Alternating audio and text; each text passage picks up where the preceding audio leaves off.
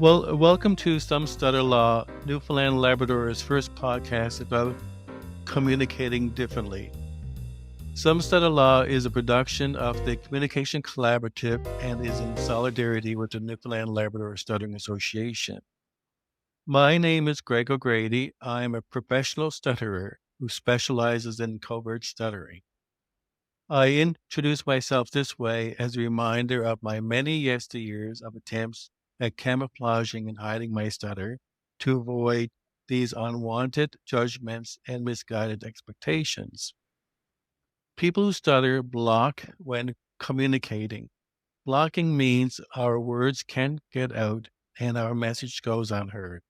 Unfortunately, we aren't allowed. Blocks are found everywhere. Blocks are found in the attitudes of others, those unwarranted judgments and misguided expectations. Blocks confine the limitless potential of those of us who dare to defy social norms. Blocks create pressure to reshape ourselves to avoid the formidable barriers that stand before us. Blocks are cultural, racial, ethical, and health related. Some Stutter Law is a sanctuary for addressing these blocks, a space where myths and stereotypes dissolve and stigmas fade away. We explore the diverse landscapes of human and neurodiversity to tell the stories of those who encountered their own barriers through disability. We talk to researchers, speech language pathologists, families, health professionals, authors, and so on, who study and experience these phenomena. Please visit our website at somestutterlaw.ca to listen to past episodes or your YouTube channel to watch our videos at youtube.com at somestutterlaw. Now, today, Some Stutter Law warmly welcomes Dr. Hazel Price. Hazel Price is a lecturer in English language at the University of Salford, UK. Her research interest includes health communication, critical discourse analysis, and corpus linguistics. Her recent publications include the co-edited Communicating Linguistics, Language, Community, and Public Engagement, 2023. The Language of Mental Illness, Corpus Linguistics, and the Construction of Mental Illness in the Press, 2022, and has co-authored the Babel Lexicon of Language, 2022. Dr. Price, thank you for taking the time to be a guest on Some Stutter Law. Thank you very much for the invite. And thank you for giving us an opportunity for a conversation about your book, The Language of Mental Illness, Corpus Linguistics, and the Construction of Mental Illness in the Press, which was published in May of 2022. But before we begin discussing your book and to provide a foundation for our audience who might be unfamiliar with linguistics, can you provide us with a short one-on-one tutorial on what linguistics is and why linguistics is important? And also, why did you decide to pursue a career in linguistics? I think one of the first things that I always say to people when they ask me what linguistics is that it isn't just about how many languages that you speak. Quite often, if you say that you're a linguist, people say, "Oh, great! How many languages do you speak?" And unfortunately, that's not what it is. It would be great to speak lots of languages, but it's much more sort of accurate to say that probably what linguistics is. For the most part, is knowing quite a lot about lots of different languages. So it's not just about languages. I think that one way that you could describe linguistics is the scientific study of language. So we approach the study of language in the same way that any scientist would approach an object of study. And broadly speaking, linguists tend to focus on one or a combination of areas in language. So that's usually sound in language, so the way that we speak or realise speech sounds. That might be across accents, or different languages. The structure in language, so grammatical features of language and things like that, or meaning in language. So how words mean, how they interact, how do we know what things are referred to when we use a particular word. For myself, I suppose my interest tends to be more in the sort of structure and meaning elements of language. So I suppose I'm particularly interested in how the way that we write or say things structurally, how they change the way that our audience may perceive that thing. So the example that I often use with my students is the difference between saying Hazel broke the vase. If I have been out and I've had lots of drinks and I walk into the house and I knock the vase off the side, I have a decision whether I represent what happened there as Hazel broke the vase or I broke the vase versus the vase was broken or the vase fell. In the first part of that, I am taking responsibility for that action. In the second part, I've taken myself away from that action. I've removed myself. And that's a fairly sort of silly example, but we see it all the time in political communication. And so I'm kind of interested in the interaction between, structure and how we perceive things, because language has massive sort of ideological consequences. I suppose I'm also interested in what words mean and how we pick words in particular contexts or any sort of given situations. I'm particularly interested in newspaper discourse, so the language of the press.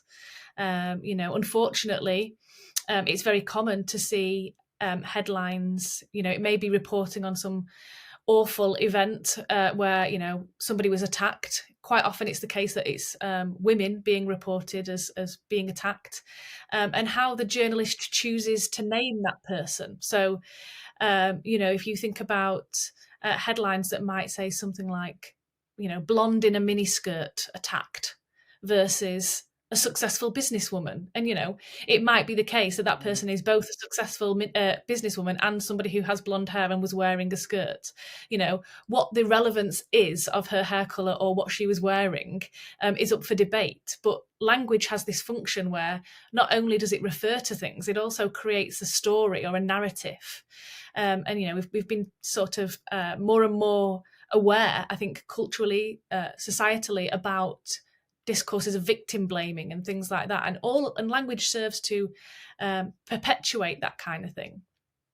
I suppose another example that I would be interested in is what we call marking in language.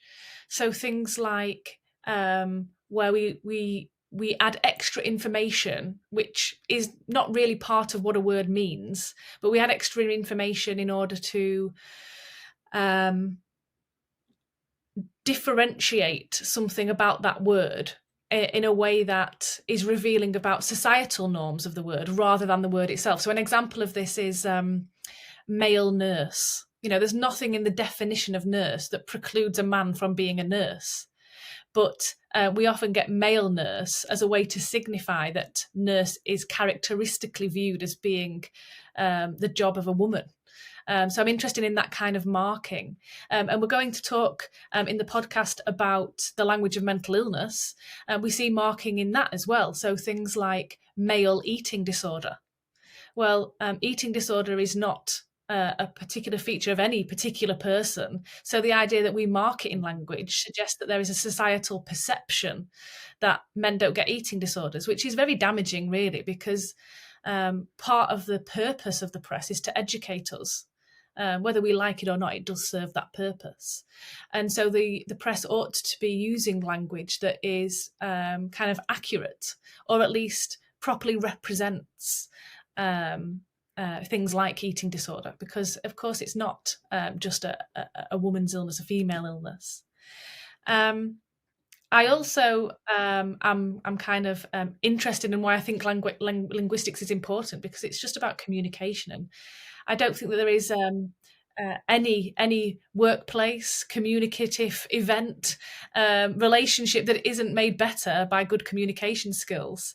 So it's very important in that respect. And again, to come back to mental illness, which is sort of been the focus of my research for a number of years now, we know that language contributes to stigma. And stigma may look like a stigmatizing attitude towards somebody else, but quite often that stigma is internalized. We have self stigma, and we know that can have terrible consequences, real world consequences. And so language is really, really important, because it serves a really important purpose in how we view ourselves and other people. And so that's why I think that linguistics is really important, and how really something very small or specific like grammar can interact with these really, really big social issues like stigma surrounding mental illness. Mm, thank you, Hazel. Thank you very much. Now about your book. Now to begin our discussion, I'll read the book description provided by Cambridge University Press. Mental illness, mental health is a matter of vital importance in today's society, with the news media reporting on the topic on almost daily basis. Despite this, the language associated with mental health has to date been relatively underexplored. Using methods from corpus linguistics and critical discourse analysis, this pioneering book is the first large-scale linguistic investigation of UK news reports on mental illness. The book provides linguistic insights into public perceptions of mental illness, as well as stigma creation and perpetuation in the media. It also includes original and significant methodological innovations, making it a vital resource for researchers in corpus linguistics, health communication, and health humanities. Based on a 45 million word corpus, this book explores how public perceptions of mental health and illness have changed over time. So Hazel, I have lots of questions for you, but feel free to ask me questions too. I hope we can learn from each other during this chat. Okay. First, the question is, who is your target audience for this book?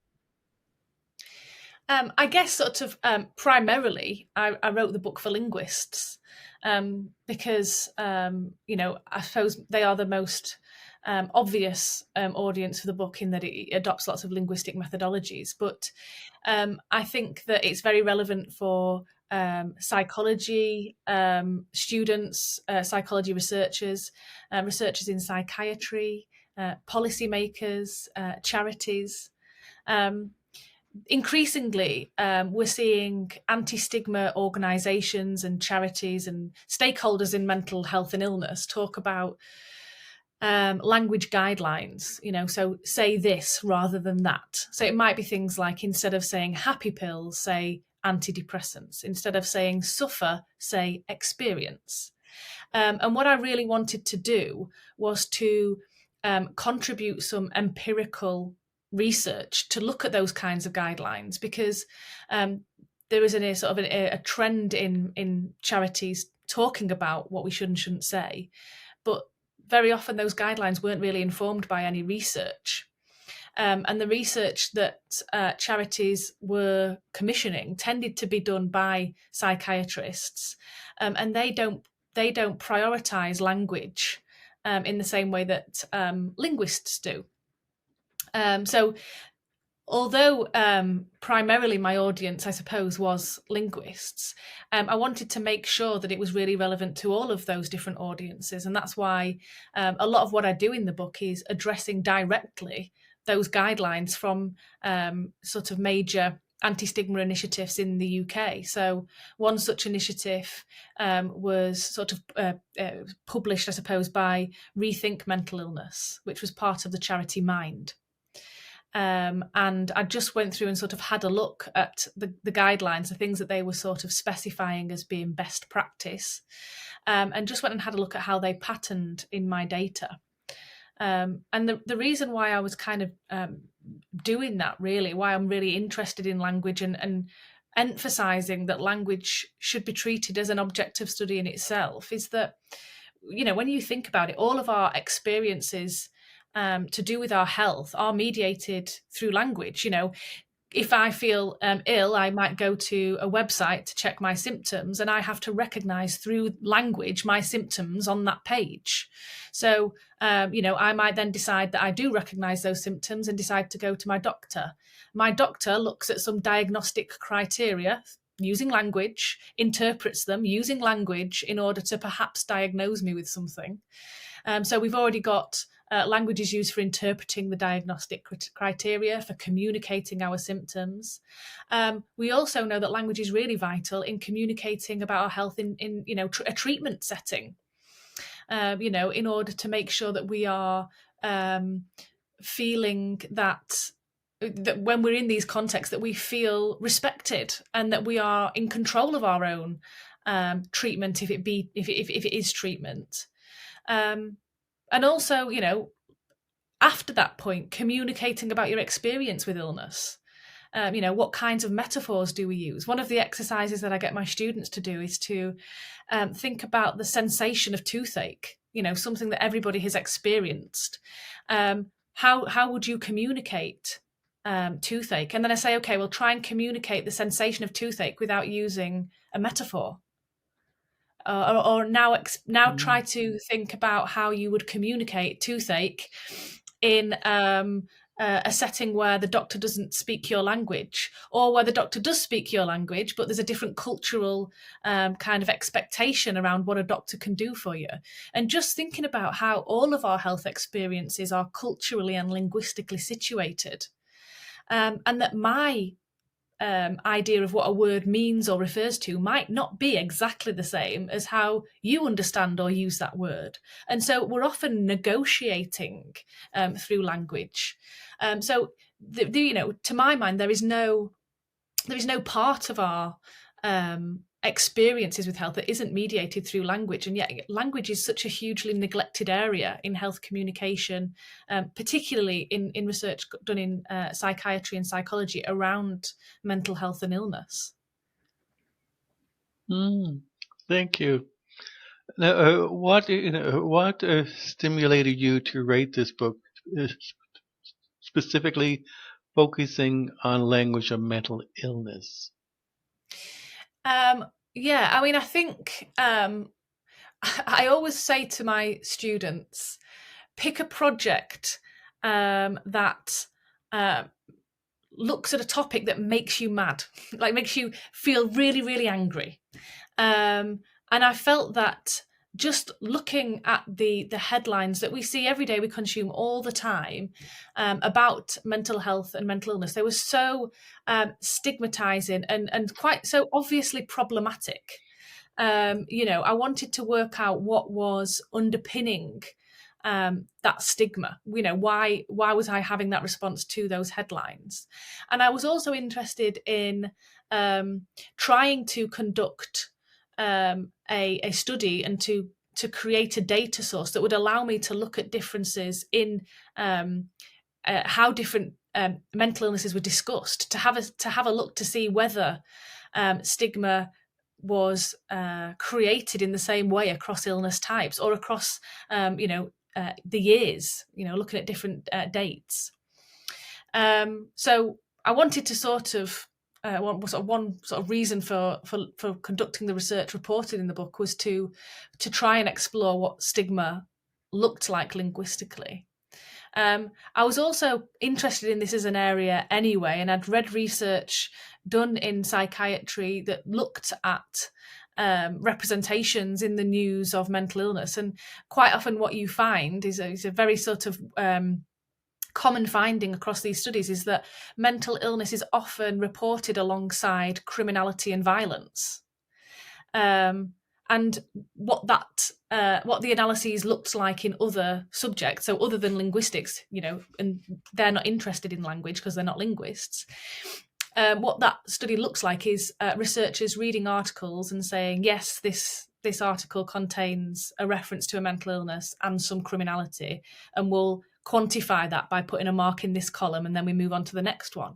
So that's really good, useful research, because it allows us to think about how often those themes are present in news discourse. But actually, it doesn't tell us anything particularly nuanced about what kinds of criminality are referenced, whether there is a link between a particular, references to criminality or violence and particular mental illnesses. And I kind of wanted to sort of add some nuance to those findings. Another interesting thing that I had read is that there is evidence to show that language, although the researchers often don't call it language, overrides direct experience.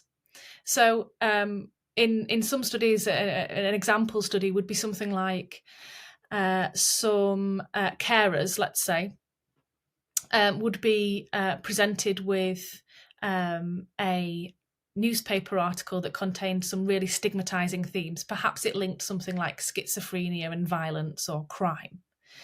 And so they have one group where the carers are presented with that kind of stigmatizing article, and the other group where it's a more positive article.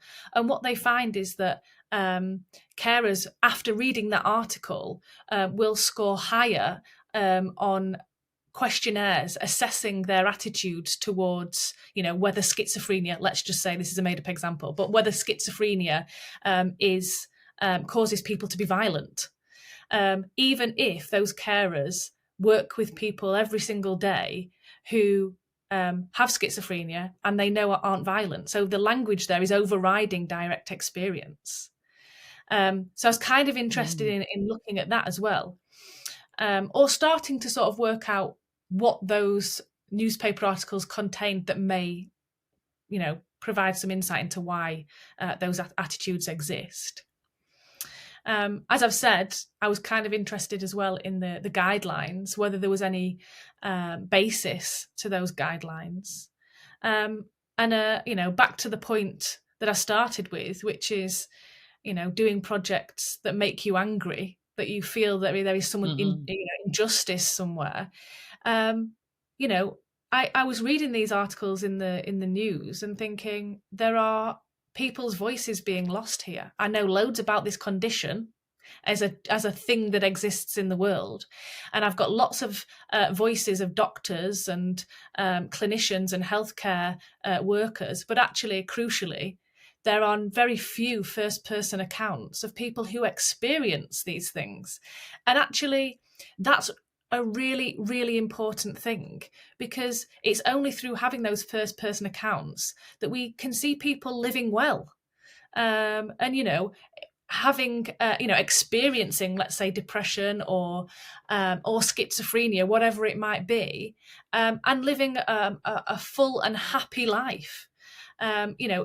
If we just took the bulk of newspaper articles, we're seeing, these themes of violence and criminality and reference to doctors, and it becomes incredibly medicalized, pathologized, in a way that perhaps doesn't really represent the experience for very, very many people. And I kind of wanted to see if I could pinpoint or find those voices in the data. Interesting. Doctor, let's do a deeper dive into your work. Could you elaborate on the following ideas in your book? That language associated with mental health has to date been relatively underexplored. Yeah, so I suppose this comes back to my previous point that there are lots of studies in psychiatry that look at press representations and I suppose indirectly language to do with mental health, but none of those have taken account of language as an objective study in itself. And the result of that is that quite often studies will look at the representation of a particular illness over time, but they won't really control for the fact that the words we use to refer to that illness might change. Or one common example that I've seen all the time is people were talking about analysing news reports that reported on mental health. And then another study would say, oh, yeah, we've done a replication of the first study and we've looked at mental illness. And there's no recognition that actually the terms mental health and mental illness are different and may refer to different things. Similarly, with particular illness types, it's only very, very recently that lots of illnesses were recognised using the terms that we use now. So if you say something like bipolar disorder, previously that might not have been called bipolar disorder. It might have been called manic depression or mania, or a particular element, I suppose, of that illness type. And so I was kind of reading this very, very sensitive to these linguistic differences that weren't actually being discussed. And for me as a linguist, analysing the data and even collecting the data, assuming that these words don't change over time or even across context, that's really problematic. Those kinds of things jumped out at me as, well, actually that kind of undermines the whole study because you're not comparing like for like. We know, one thing that we know about language is that it changes. It's a living thing, and it changes all the time because of all different reasons. But one reason that is a kind of catalyst for language change is actually how we use euphemism, trying to avoid talking about something that is taboo. And mental illness is taboo. It's a taboo topic. Illness is a taboo topic generally. And so actually, even though, and my data explores a kind of 30-year period from the early 80s to 2013, we can see linguistic change in that period that is driven by euphemism. But these previous studies, they tend to rely on language as being stable, and it isn't. It isn't stable across time, and it isn't even stable across context.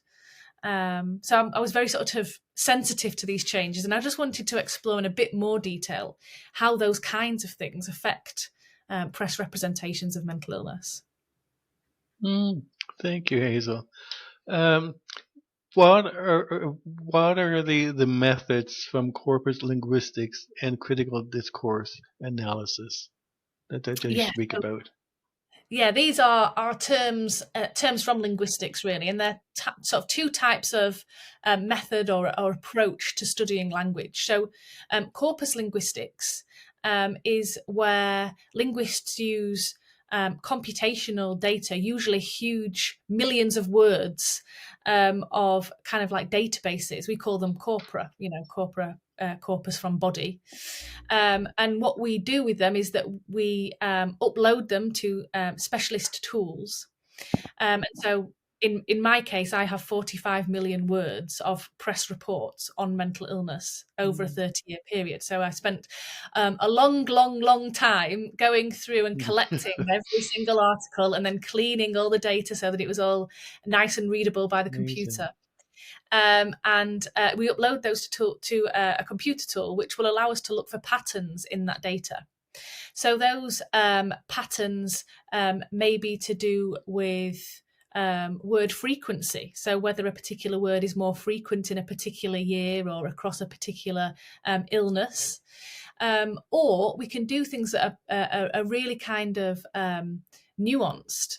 And the reason why corpus linguistics is really good is because it allows us to conduct analysis of huge quantities of words that are just not feasible to do by hand or eye alone.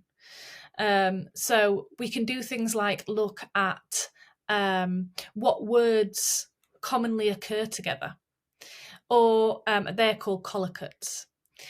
Or we can look at how a particular word sort of functions in a particular context, whether it's positive or negative. And that's really useful because if you take a word like admit, for example, so if you say, I admit I do love chocolate, admit there doesn't look like it is particularly positive or negative. But if you look in a corpus and if you look at the words that follow admit, typically what is admitted is a negative thing. But there is nothing in a dictionary definition that will tell you that admit is often used in a negative context. You might have a particular intuition about that word, but corpora allow us to attest that empirically. And this is, again, very interesting if you're sort of sensitive to language. If you look at newspaper headlines, quite often you'll get things like some superstar. I think I saw a headline the other day which was Katy Perry admits to having depression. Well, if we know there is a preference in the language more generally to have admits plus a negative thing, although the headline hasn't said that depression is a bad thing, the use of the word admit has primed the reader to view depression as a bad thing. And so that's a really indirect, really subtle way that I think that stigma can be encoded through language. What we can also do with corpora is create sort of subsections of our corpus and compare between them. So we can have a look at, well, what is different about the representation of OCD, obsessive compulsive disorder, compared with depression or anxiety. We can also look at things like what are the differences in how a broadsheet newspaper writes about depression versus a tabloid newspaper. So we can get much more sort of deeper, nuanced insight into how language is used. Critical discourse analysis is a kind of more descriptive analysis in that it requires us to look at not so much at sort of numbers, at quantifying our analysis, but looking at it, sort of longer passages perhaps of texts. So critical discourse analysis is an area of linguistics that's kind of concerned with analysing or trying to explore hidden meaning in text or ideology in text. And some common ways that we do this is just to look at how texts name people. So just like the example I gave at the start, a blonde in a miniskirt versus a successful businesswoman. Well, we can look at that more specifically in relation to mental illness. So the difference between describing somebody as being released from a mental health facility versus discharged. Well, discharged has connotations of a medical setting, whereas released is much more sort of reminiscent of prison, incarceration.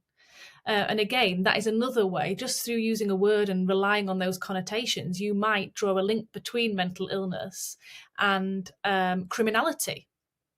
One of the big naming strategies that I explored in the book was the difference between person first and identity first language. So the difference between saying a person with schizophrenia versus a schizophrenic. So the idea is, and this is outlined in lots of guidelines, not just for mental illness, but sort of health guides generally. The idea is that if you name somebody using person first language, so a person with schizophrenia, that's more empowering. It's more positive because you're not naming the person by their illness. It's perhaps a part of them, but it's not who they are, as in a schizophrenic sort of suggests that is what they are.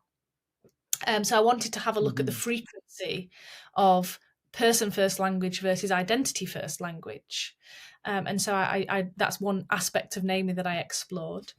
Again, coming back to that example at the start, Hazel broke the vase versus the vase was broken or the vase fell. We can use language to hide agency. or to put agency into the structure. So again, that's something that we might look at in CDA, in critical discourse analysis. One of the things I'm very interested in is how we represent what people have said. So, the difference between if I said something like, Greg, please could you get me a chocolate bar? Somebody may overhear that, and then if they didn't like me very much, or they wanted to paint me in a certain light, they might say, Hazel demanded that Greg get her a chocolate bar. And actually, what we can do is we can take the sort of the sort of basic sense of what was said, and we can transform it according to how we want to represent things. And again, this is something that we see all the time in newspaper discourse, particularly around the representation of particular politicians. If you are a left-leaning publication, you're probably going to want to make the I'm just talking in the UK setting here, but perhaps make our Conservative Prime Minister look very bad. The opposite is true of a right-wing newspaper, and we often do that through language, these very subtle ways. One of the things that I explored in the book to do with reframing speech and transforming speech is actually looking at the words suffer and experience. If you say the woman was suffering with depression versus the woman experienced depression, what is the difference between suffer and experience? Is one more empowering than the other? Is it more likely to be the case that you suffer from schizophrenia, but you experience depression? I wanted to have a look at those differences just in these word choices. Again, something that you might overlook if you're not particularly interested in language, but which I think is crucial to how we understand these things.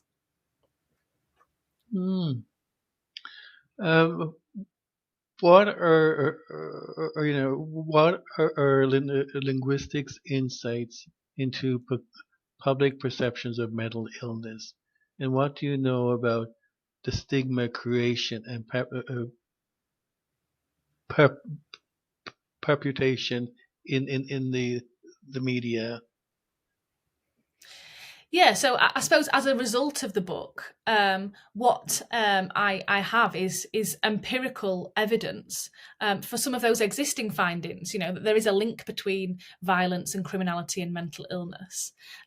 What I found actually is that those links between violence and criminality are particularly pronounced in the schizophrenia data. So actually, we're not seeing a link between criminality and violence and depression or eating disorder. But it does tell us something about how schizophrenia is reported compared with other mental illnesses. The findings that are often reported in sort of more quantitative research, that done in psychiatry, says that the representation of mental illnesses is getting better over time in the press. And that's a really positive picture, isn't it? We want things to be better over time. We want to challenge some of these stigmatizing messages in the press. However, what my research shows is that that's actually a really mixed picture. It's definitely getting better, the representation over time for things like depression and eating disorders. Anxiety conditions, we're seeing they are more positive over time. But actually, things like schizophrenia, personality disorders, they are still very much stigmatized. And one way that I think that this is sort of created through language is the things that are included in these articles. Quite often, if you have an article on depression or an eating disorder, you will have celebrity spokespeople, or, here is Stephen Fry talking about his experiences with depression, which is a fantastic thing because it kind of allows people to put a face to these things, a face that they can see as a very successful person. It's a very positive representation of the of depression, but we don't see those celebrity kind of spokespeople for personality disorders and schizophrenia. which again sort of suggests that these things are still taboo. We also kind of see a difference, just going back to that point about suffer and experience. I said that one of my aims was to try to uncover some of those lost voices, those first person accounts. One of the things that I did was I went and explored suffer and experience. And what I found was that suffer was the way of representing the having of mental illness that was most common in the corpus. But actually, if you go and do some sort of more specific searches in pretty much the majority, certainly, of first person accounts, those first person accounts describe their own experiences as experiencing. Which again shows that actually that suffering doesn't really it doesn't accurately represent what people are saying is their experience with a mental illness. Now, that isn't to say that people don't suffer, and this is a kind of me looking at the data as a linguist, knowing that language changes, knowing that it's context dependent. And I kind of felt uncomfortable initially looking at the guidelines put forward by these charities and anti-stigma initiatives, because I just kind of thought, well, no guidelines could ever fit everybody's experience. And it can't even fit one person's experience. Sometimes you may feel that the best way of describing how you feel that day is suffering. And actually, to deny the fact that it is suffering isn't empowering. It just removes, your ability to talk about those things in that way. In another day, it might be that you are, happy with it being described as you are experiencing this thing, but it's a managed condition. I think one of the other things that is interesting about suffer and experience is that suffering generally, when we talk about suffering in language, the thing being suffered is boundless. It doesn't have an end. Whereas when we experience things, they tend to be shorter periods of thing. I experienced a wonderful evening. It's bounded in terms of its time. And so you could argue that experience is a better process type for conveying what is experienced by people with a mental illness, because the suffering does have an end, and it can be managed and all of those kinds of things.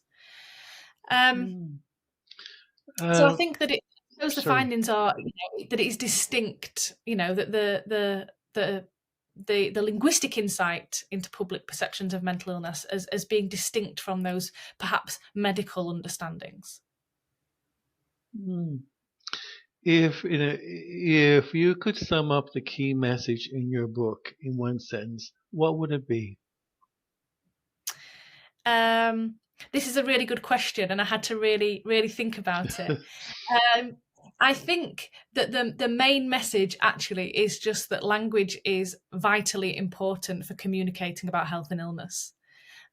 It doesn't matter what the health topic, it doesn't even matter particularly what approach you take, but just from any discipline, we have to take account of the language, because that is how we communicate about our experiences of health and illness. Thank you, Hazel. As we've been discussing, there is a lot of press about mental illness. However, our language often makes it difficult to talk about mental illness effectively. We use varying terms which with widely different meanings, such as mental health, mental illness, mental disorder, mental health and well-being, etc. Do you feel that blurred language is a way of softening mental illness, communication, and discussion? Yeah, definitely. As I was saying, I think that one of the catalysts for language change is euphemism. And generally speaking, because of all sorts of reasons, we like to avoid talking about taboo topics, and illness generally is one of those taboo topics. So I think that there is definitely a kind of being a preference for being vague, but the language allows us to do this as well, because if you think about, and I'm talking about a UK linguistic context here, I think it's perhaps different in North America, but mental health can be used to refer to the continuum of states. So mental health can include mental illness. It's a more general term. One of the ways I like to think about this is the word heat can refer to cold heat, but it's still heat on the continuum, if you see what I mean. Mental health refers to the continuum of states. And so what we know is that people like to avoid being direct. So what people will do is they will talk about mental health rather than saying specifically mental illness. On top of that, there is a preference in language generally when we're using euphemistic language use to, instead of being specific, we tend to like to be general. So there are kind of two processes that are leading us to want to be vague. And so what happens in language, and this is what I've observed over the 30-year period that I explored in the book, what you see is mental health is barely used at all in the 1980s. Very, very infrequent. In fact, when it is used, it's pretty much always used in relation to the Mental Health Act. So it's referring to legislation. However, over time, mental health increases. And so I was working with this kind of hypothesis that perhaps what that indicated is that people were becoming more aware of maintaining mental health and the maintenance of mental health. But actually what I found when I went and had a look at the data is that it was that marking. I was talking about male nurse or male eating disorder. And what you see is negative mental health or bad mental health, mental ill health. And so we're getting some kind of adaptation of mental health, which is this general term, to actually avoid saying mental illness. So we're getting more euphemistic language use. And then over time, as that mental health problems, mental health issues, as that kind of increases, what then happens is that people stop using the marking and mental health becomes specific enough to refer to mental illness. So I have found examples in my research of people saying things like, he died of his mental health. Which is so 30 years ago would be so strange to say that he died of mental health. But because it's gone through this process of language change, we're moving from mental illness to mental health. But that then raises a really interesting question, which is, if we're using the words mental health to refer to the concept of mental illness, then what is the word that we use to refer to mental health? And so I was kind of doing some speculative kind of language predictions really in the book as well, where I looked at what was the term that people seem to be using to refer to mental health. And you get lots of examples of well-being. So people are using well-being to refer to mental health and mental health to refer to mental illness, because we are trying to avoid this euphemistic language use. And I had this very nice, neat example of this language change process. And I thought, I'm very happy with that. That's very neat. And then I received an email from one of my managers at work that was pointing me to one of these kind of training events or opportunities that we could go and take part in. And it was called a positive well-being training course or something. And I thought, oh no, that kind of messes with my point now, because we can have positive well-being. And so this is what I mean about language is constantly changing. It's alive.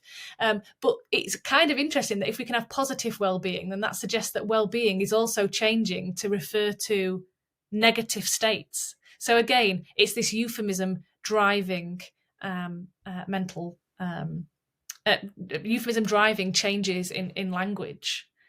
So yeah, very interesting and inevitable. Do you feel then, Hazel, that blurred language complicates effective discussions, thus adding to societal stigma and of mental illness? It adds the blurred language adds to the stigma of mental illness. Like this is as as you mentioned, there's a softening of it, but I think it's almost like an escape to even mention mental illness. Yeah. Well, I think that there is certainly a sense that it can do this. And, if you look at sort of the Mad Pride movement, for example, the reclamation of terms that would have been heavily stigmatized historically, the idea that you would say, I am mad, that's who I am, and I'm proud to use that term because I do not shy away from these labels, and the idea that that is an empowering use of language. I mean, it comes back to that point about I just don't believe that there is any rules about language that fits everybody's experience. That it just doesn't work in that way, unfortunately. I think these things generally can help. They're not a rule book; they're a kind of set of guidelines. But I do think that the blurring of language, or perhaps adopting these vague terms, can contribute to taboo, because it just means that it's not talked about properly or dealt with perhaps face on. One of the indirect consequences of being vague in this way, I think, is that we don't talk enough about maintaining our mental health in the same way that we maintain physical health or any other kind of health. In the data that I looked at, it certainly seemed to be, if you were looking at what is the opposite to mental illness, it didn't seem to be mental health. It seemed to be nothing, unmarked. We didn't need a word for it. But what that suggests, if we didn't need a word for it, that it wasn't a recognised concept. So in essence, the opposite of mental illness is normal. But of course, the opposite of mental illness is not normal. We're constantly maintaining our mental health. We all have this client of mental health that we are constantly attending to. And I think that perhaps our language historically hasn't reflected that. I've seen some interesting uses of language around this recently. Things like mental health first aid. This is a metaphor, I guess, adopting this from a physical injury. But I think maybe that is kind of useful to think about it in those terms. I've also seen people talk about mental health injuries as well, which again, it seems an odd phrasing, but perhaps that's really useful if it means that people are perceiving their mental health as something that is maintained, looked after, and that sometimes you do sustain an injury and you might need to rest that particular element of you, then maybe that's a positive thing. And so perhaps we, in sort of being vague about not just the negative aspects of mental health, but also the positive aspects of mental health, we aren't really recognising that, we can maintain our mental health. So there's a kind of vagueness there related to, which would have the effect of making this topic more taboo. But it also kind of has the effect of, not recognizing mental health, as healthiness. Do you feel that this blurred language adds confusion for individuals who are challenged with mental health issues, or that it affects one's ability to function and causes confusion about whether or not one has poor mental health or is mentally ill? Like people who stutter, for example, there's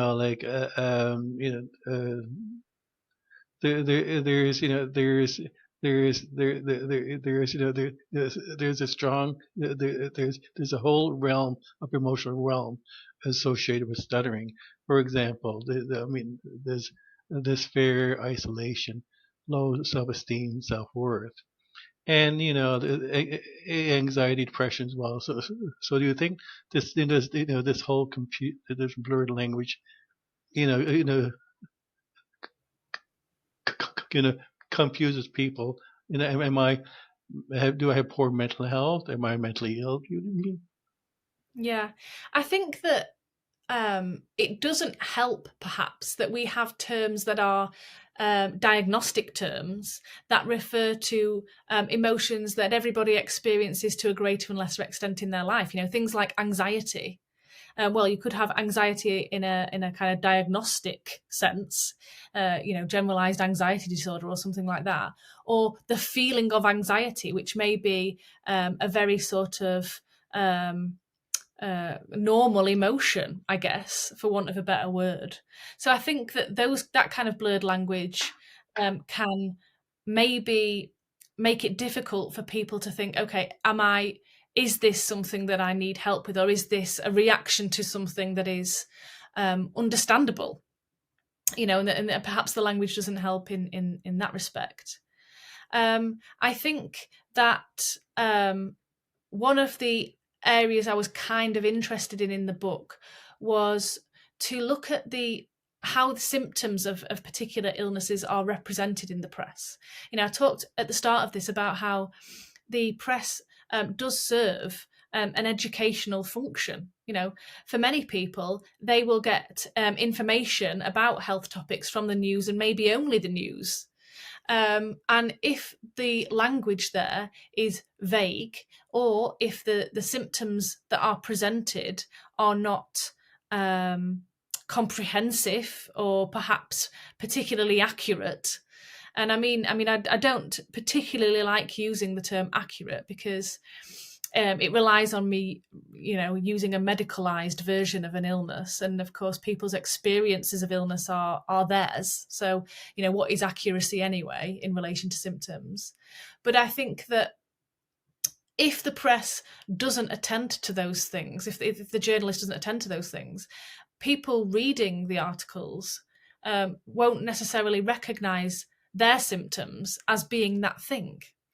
So a really good example of this is the representation of OCD, obsessive compulsive disorder, and I've done some work on this recently, where quite often you will see the compulsion element of OCD overrepresented in press reports on it. So the compulsion element, so OCD is it's typically somebody would experience what is called an obsession that would lead them to do some compulsive behavior.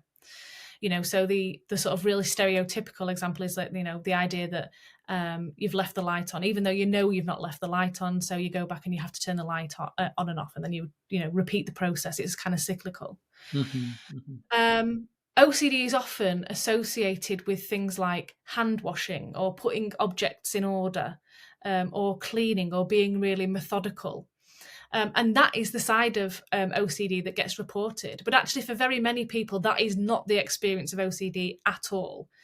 The obsession side is much more how they identify, with the condition.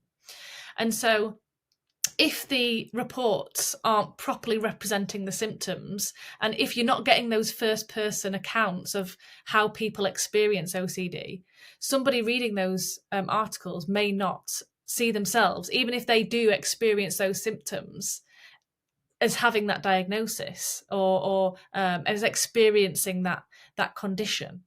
So yeah, I do think that language can cause confusion, and particularly language in the press where, space is an issue. They don't have loads and loads of space. Journalists, I'm not saying journalists purposely misrepresent illnesses all the time, but quite often these articles are very, very short. And there's things that we could think about. Well, how do you get that information to the reader in a way that doesn't use lots of space. Well, perhaps you could say, for more information, go here, and send them to another link or something like that. And actually, what I found in the book is that local newspapers are much more likely to do that than national newspapers. Local newspapers are more likely to send their readers to OCD Action or some website that they can find more information.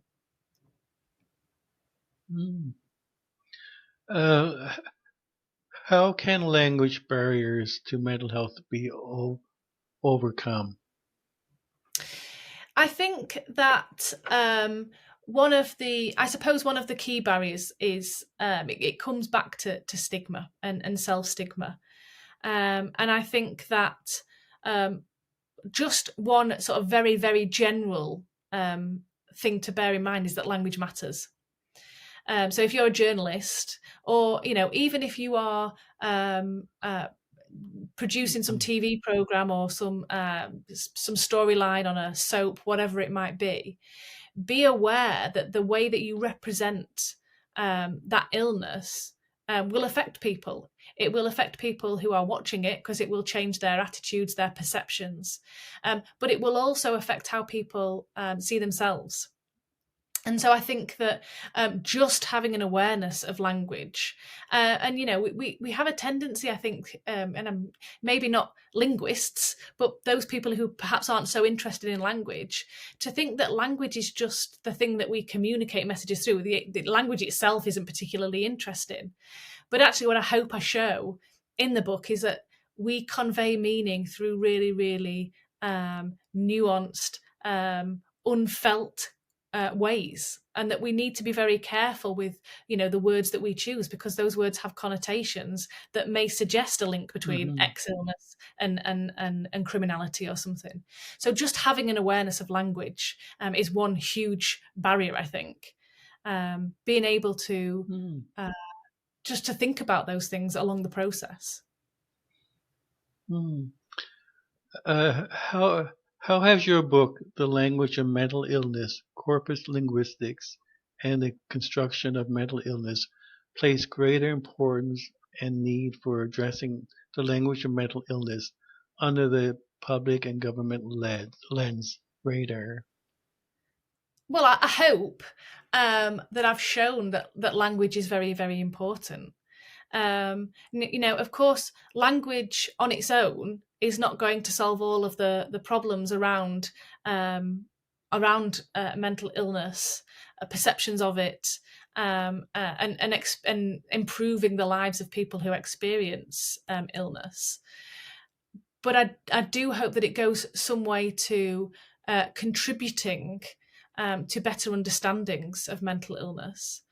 The problem that we have, at least in the UK at the moment, is that we don't have enough funding, for these kinds of things. It's particularly after the pandemic. We know that mental illness is a real area that we need to target. So I think that we need to address these more kind of concrete elements, I suppose, of supporting people with mental illness first. And then I hope that I've shown in the book, particularly because I've made it so relevant by using these language guidelines, that language is perhaps more nuanced than the guidelines suggest. And we can, work together to formulate guidelines that hopefully will reduce stigmatizing language in relation to mental illness and people with mental illness. Okay. Those who communicate differently and are made to feel shame because of it often live with low self-esteem, fear, isolation, anxiety, trauma, depression. How might your work support anyone struggling with mental health challenges associated with stuttering or other communication disabilities? Well, I guess again it just comes back to the sort of more general point that language matters, and language matters about how we communicate ourselves, and I mean language here in a very general sense. Communication. It's really vital to how we communicate our experiences, and so I think that if people recognise the power of language, and also being agents and being sort of in control of the conversation a lot of the time. If you think about sort of when you go to your GP or your doctor or healthcare provider, whatever it might be, how often you can kind of be sort of talked over or talked to.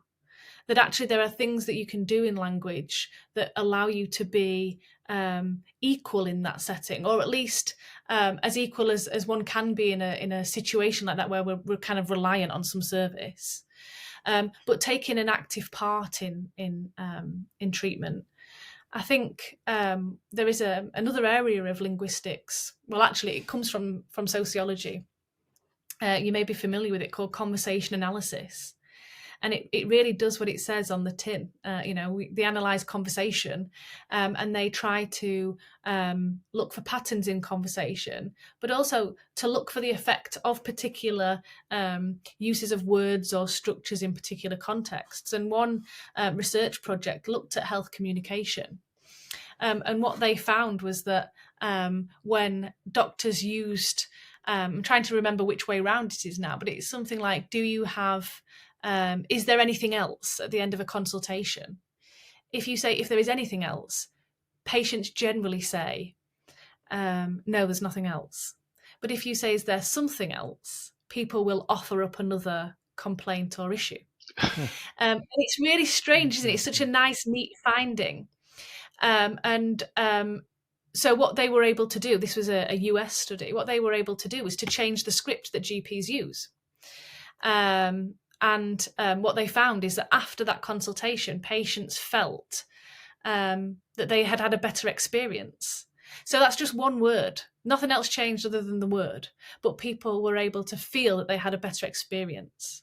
It comes back to that point I made at the start about the power of language. It's everywhere. It's our relationships. It's our power in particular settings. It's how we communicate ourselves, how we understand how other people communicate with us. It's so vitally important, but so unfortunately, so neglected in health topics, and again, in your area as well.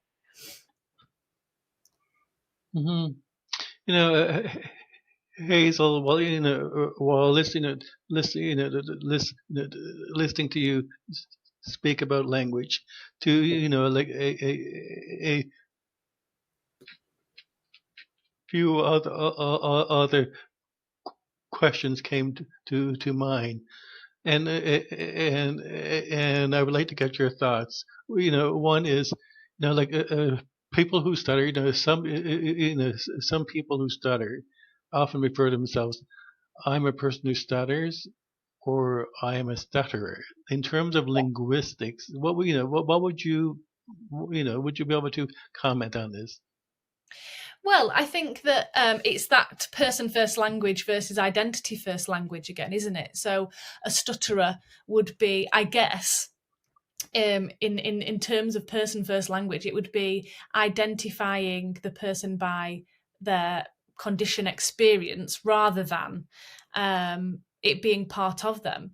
But my view as a linguist really is that whatever term feels right for you is the right term. I think that in your introduction at the start of the podcast, you had it was an incredibly powerful introduction, because it was, I am describing myself in these terms, and it is my description of me, not your description of me. And you also talked about how the idea that there is no difference. The world created, society creates difference. We're all sort of people. It's the sort of social construction that matters. It's through the sort of social construction that things like, I suppose it's the sort of social model of disability that I'm referring to. Those kinds of things don't exist. It's the perception of them that bring them into existence, if you see what I mean. Okay. And one more. When you talked about suffer and experience, like we as people who stutter often share lived experience as people who stutter, like in terms of, because you had you also mentioned that suffer is a short term or a long term. I can't remember now, but in terms of lived experience versus suffering lived experience, what would be your thoughts about that? Like, I'm sharing my lived experience as a person who stutters versus my experience. Yeah, I guess that you would use experience in a slightly different context to lived experience. But I think that lived experience is it's an important distinction between experience and lived experience, because it suggests that it is something that you have. You are an expert in that, if you see what I mean. It is your experience over a long time, and you are talking about your lived experience as somebody who has experienced lots of things.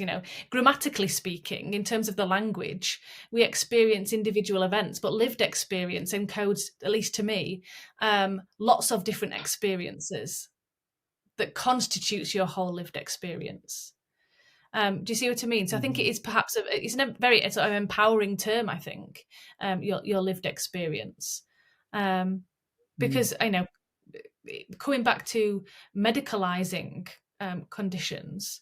Well, it's one thing to talk about the medical setting of a particular condition, whatever that condition might be. But it's quite a different thing, and it's a different perspective to get somebody's lived experience. It doesn't necessarily mean that it is less important. I think it's very important. Okay. And one last question. When you talked about anxiety, now it's just as a person who stutters, I have difficulty explaining anxiety, and there's a lot of stigma associated with anxiety. I know we speak about a general anxiety disorder, or just anxiety, but there's a lot of stigma associated with that. What are your thoughts on anxiety? Well, I mean, at least in my data, I suppose in terms of stigma in its form that I looked at, actually anxiety is one of the lesser stigmatized conditions that are talked about. But I think that actually why that is because anxiety is often not, it is obviously a condition in itself, but it's also a symptom of very many other conditions. And so I think perhaps one of the ways that we could talk about how anxiety is stigmatized is that it is removed as a condition in itself. It's talked about as a symptom of something else. But of course, anxiety is if you experience anxiety, that is debilitating. But it often becomes backgrounded in the data because it is a symptom of something else. Let's say PTSD, post-traumatic stress disorder, or depression. So it gets sort of labelled as a symptom rather than a condition in itself. But in terms of what we see in the data, and this is not just sort of my research, but this is general research in psychiatry as well. Actually, when we're seeing anxiety, it seems to be not necessarily in these stigmatizing contexts, That's not to say that it isn't stigmatized. It's just to say that in the sort of context that we are looking at, it doesn't seem to be associated with, violence or criminality or those kind of things. Okay. Well, Dr. Price, thank you for speaking to us about your book today, The Language of Mental Illness, Corpus Linguistics, and the Construction of Mental Illness in the Press. We would love to have you back on Some Stutter Law. Definitely, we would like to. Yes. Well, thank you So, very much for the invitation. yeah. It's really great to talk to you. Okay, thanks a lot, hey Hazel. And we will be in touch. Okay. Great. Thank you very much, Greg. Thank you.